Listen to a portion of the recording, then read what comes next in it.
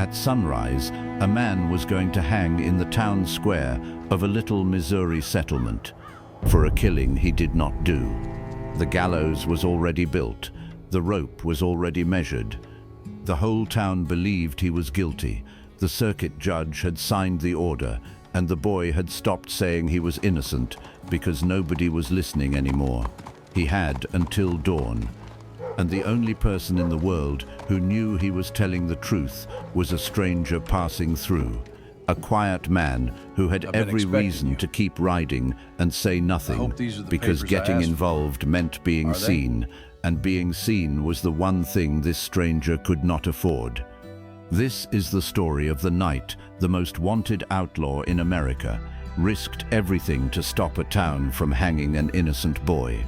Missouri, the spring of 1877. Stay with me, because how he proved it is the part nobody saw coming. Here is the story. The boy's name was Tom Avery, and he was 19 years old, and in the space of 2 short weeks, the town of Clearwater had decided his whole life was over.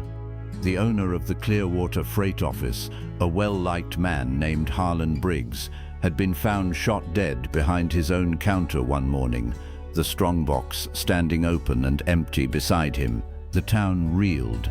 People wanted an answer, and they wanted it fast, the way a frightened town always does. And Tom Avery was the easiest answer there was. He worked for Briggs. He had argued with him that very week, in front of witnesses, over back wages he was owed. He had been seen walking near the freight office the evening of the killing, and he was an orphan with no money, no family, and no one of any standing to stand up and speak for where he had really been. He fit the shape of the town's grief, and so the town poured its grief into him. The sheriff arrested him the next morning. The circuit judge came through a week later, heard 2 short days of it, and that was enough. Guilty. To hang at dawn on Saturday. Wherever you're watching from, drop it in the comments. I'd like to know how far this one travels. Tom Avery had said he was innocent at first. He said it to the sheriff, and to the judge, and to anyone who would listen. And the trouble was that telling the truth and proving it are 2 different things, and a frightened 19-year-old with no money and no family and no friends with standing had no way on earth to do the second one.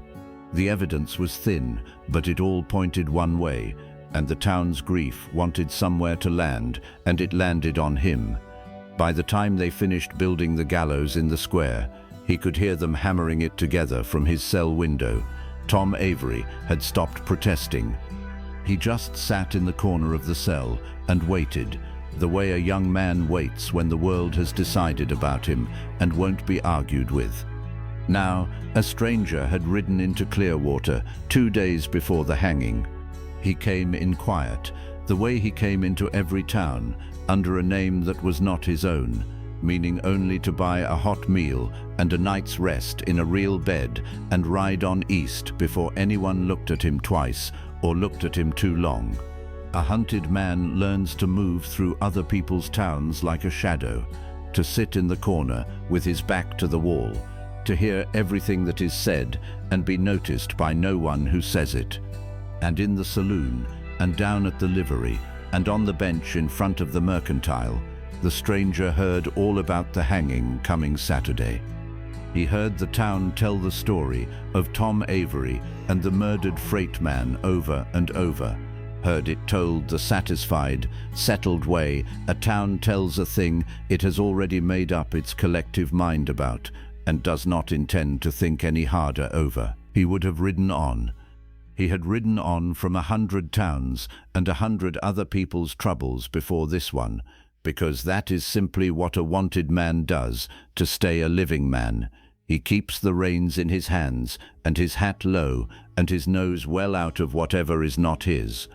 A man with a price on his head does not have the luxury of other people's justice.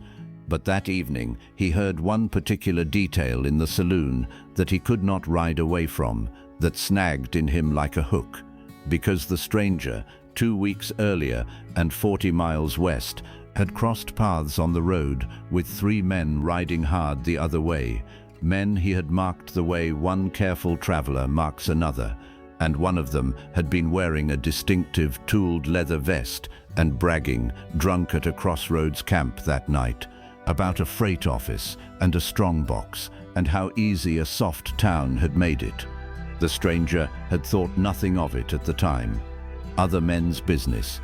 But now, in a Clearwater saloon, he heard the date of the Briggs killing and the missing strongbox, and he did the arithmetic, and he knew, with the certainty of a man who had been there, that the boy in that cell had not done it, and that put the stranger in the worst kind of corner, because he knew the truth.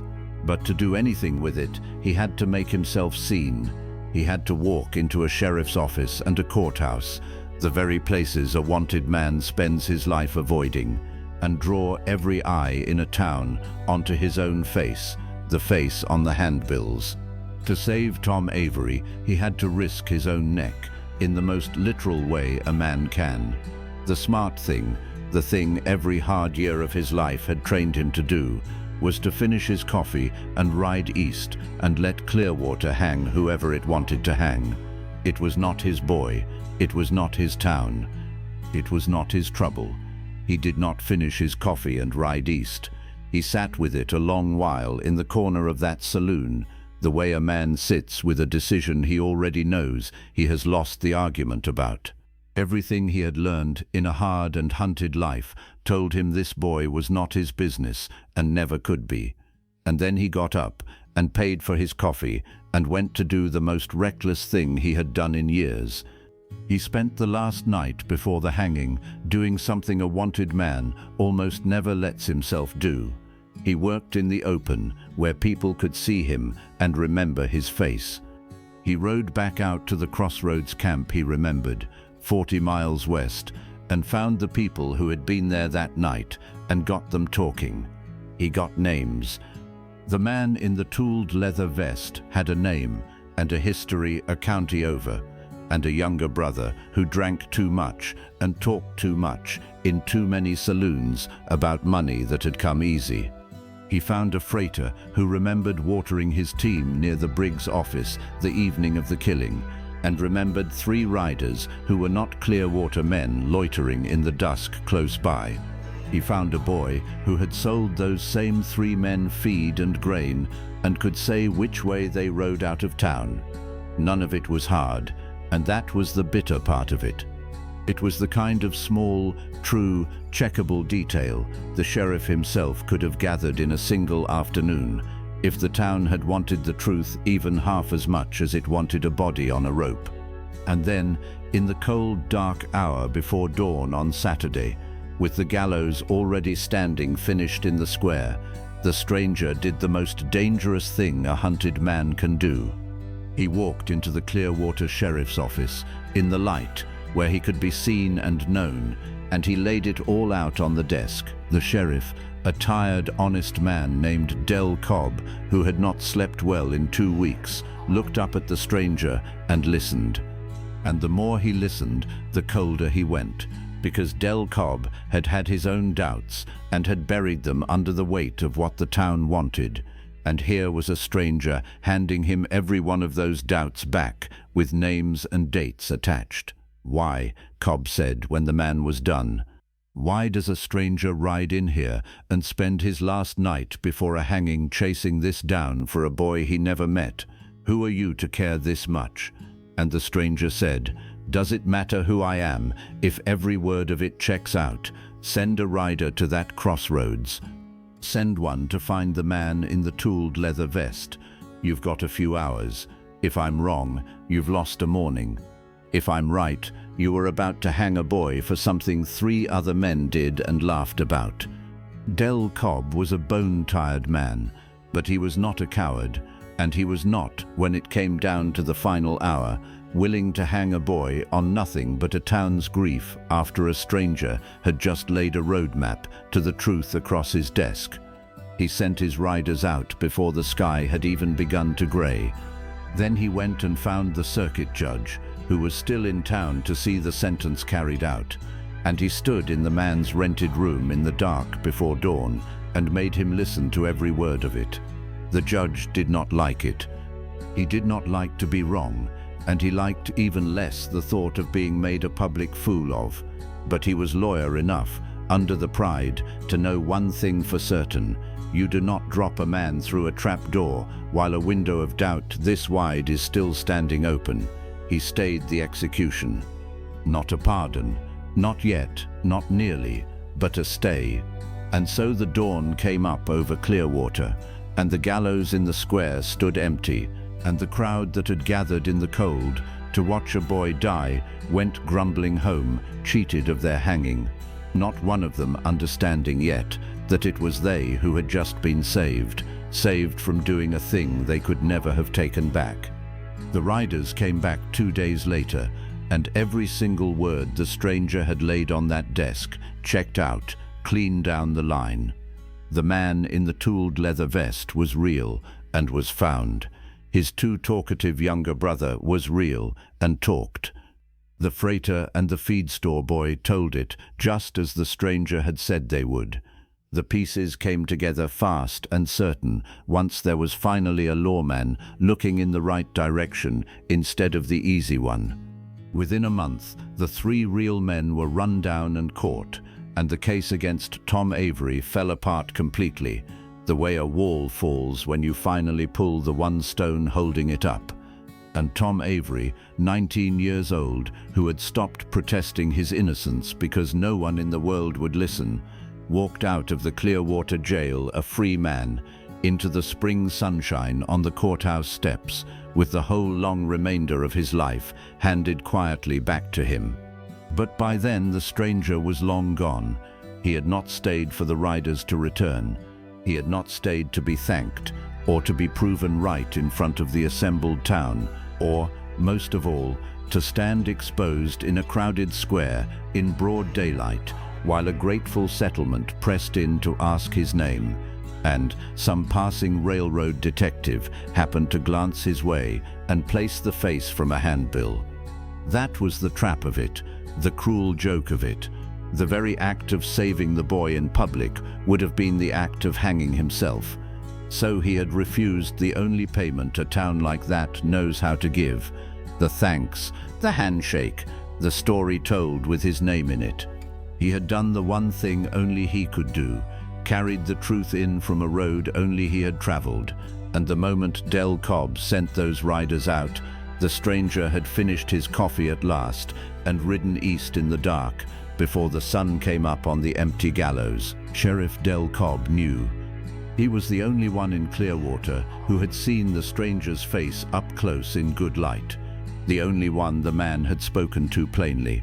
And weeks later, when a railroad detective came through with a sheaf of handbills looking for a wanted man last seen in the county, Del Cobb looked through every one of them, slow and careful, and stopped a long moment on one face. And then he handed the stack back and said he hadn't seen anybody like that come through Clearwater. Hadn't had much excitement at all, he said lately. The detective rode on. Within 5 years, the stranger was dead, shot in the back of his own house for the reward on his name by someone who called him a friend. The newspapers ran the robberies and the killings, the long, dark legend of him. They did not run a staid hanging in a town called Clearwater, or a night a wanted man spent gathering the truth he didn't have to gather, for a boy he'd never met, at the risk of his own neck. There was no one to run it. Only Tom Avery, who never learnt the name, and Del Cobb, who never gave it. His name was Jesse James. He had killed men and robbed them, and he never pretended the slate was clean. But on one spring night in Clearwater, the most hunted man in America walked straight into a sheriff's office, the last place on earth a wanted man belongs, and put his own neck in a noose's reach to keep a noose off the neck of a boy he'd never met. He could have ridden on. Everything in his life told him to ride on. Instead, he carried the truth in out of the dark, set it on a lawman's desk, and rode out again before sunrise, asking for nothing, not even to be believed about himself. Tom Avery lived a long life in Missouri. He married and raised children and farmed his ground and grew old the way the boy in that cell never thought he would get to. He never once learned the name of the man who saved him. Sheriff Del Cobb kept that secret all the way to his own grave, and there was no one else alive who knew it. But every single year, on the anniversary of the morning he was supposed to hang, Tom Avery would take off his hat and stand a long while in silence for a stranger he never met and never got to thank, a man who had ridden into a strange town one spring with every reason to keep riding and would not let it hang an innocent boy, and then rode back out into the dark before sunrise without ever leaving a name behind. "I don't know who he was," Tom would tell his children. "I only know that I'm alive, and that somewhere a man I never got to thank decided a boy he'd never met was worth the worst risk he could take." You spend your life trying to be worth a thing like that. If this story reached you, do me a favor, pass it on, and subscribe if you haven't yet. There are more of these coming.